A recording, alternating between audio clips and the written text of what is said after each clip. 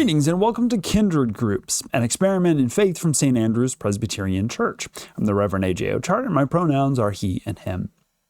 Over the last 2 weeks, we have talked about the verses in the Hebrew Scriptures that have been used against our queer siblings, both the Sodom and Gomorrah story and the verses in Leviticus.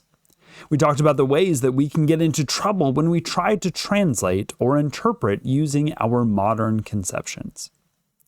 Today, we're going to be applying some of the same lessons to the New Testament, specifically to the writings of Paul and Paul-adjacent writers.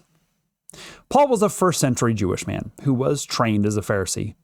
While he initially was a persecutor of the church, he encountered Jesus and became one of its most ardent supporters. One of the skills that Paul brought was that of rhetoric, which is the art of constructing and delivering convincing arguments. Sometimes rhetoric is straightforward, while other times it can be like jujitsu, using the words of the person you are arguing with against them. Like this clip from The Daily Show. These extreme nations, they don't treat women with respect. We treat women with respect here. Yes, we do. That's an American ideal. Yeah. Tell me about your shirt. What's it say? It says, Hillary sucks.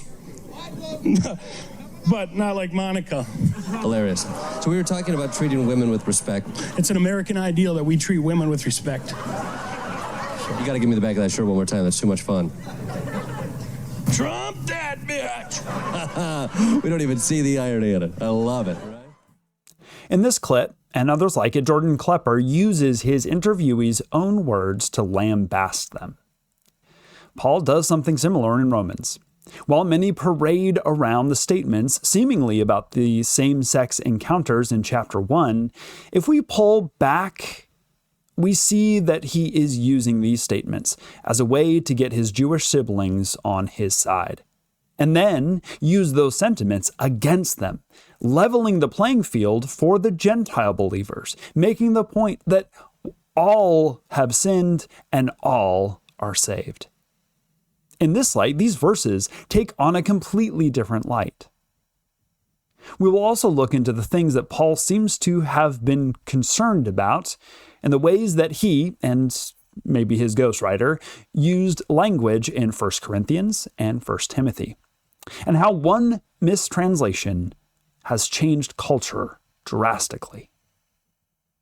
In your mindfulness exercise, I invite you to imagine yourself as your most compassionate self and see how it might change your outlook.